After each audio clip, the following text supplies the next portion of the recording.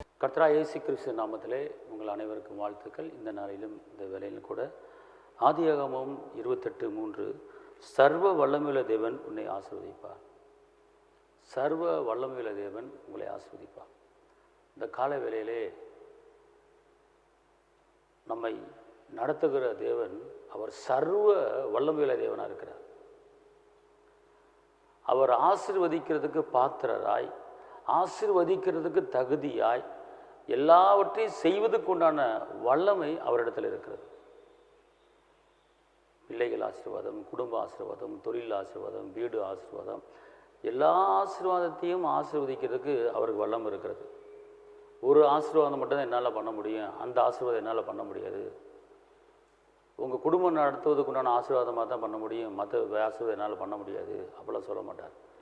அவர் எல்லா ஆசீர்வாதங்களையும் ஆசீர்வதற்கு வல்லவராக இருக்கிறார், சர்வ வல்லமை உள்ளவராக இருக்கிறார். அவர் நினைப்பதற்கு வேண்டுவதற்கு மேலான காரியங்களை செய்கிற தேவன். அவர் ஒருபோது நம்மளை கைவிட மாட்டார். நான் உங்களுக்கு ஜெபிக்கிறேன். இந்த நாளிலே கர்த்தர் சர்வ வல்லமையுள்ள தேவன் உங்களை ஆசீர்வதிக்கப்படுறாரு. விசுவாசமாக இருங்க. நான் ஜெபிக்கிறேன். தகப்பனை ஆவியானவரை தேவனையுமே நன்றியோடு துதிக்கிறேன், சோதரிக்கிறேன்.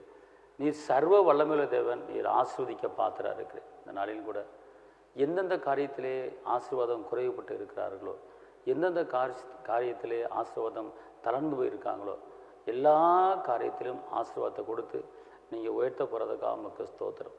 ஆண்டவரே, இந்த நிகழ்ச்சியை பார்க்குற ஒவ்வொரு குடும்பத்தையும் நீங்கள் ஆசீர்வதிங்கப்பா.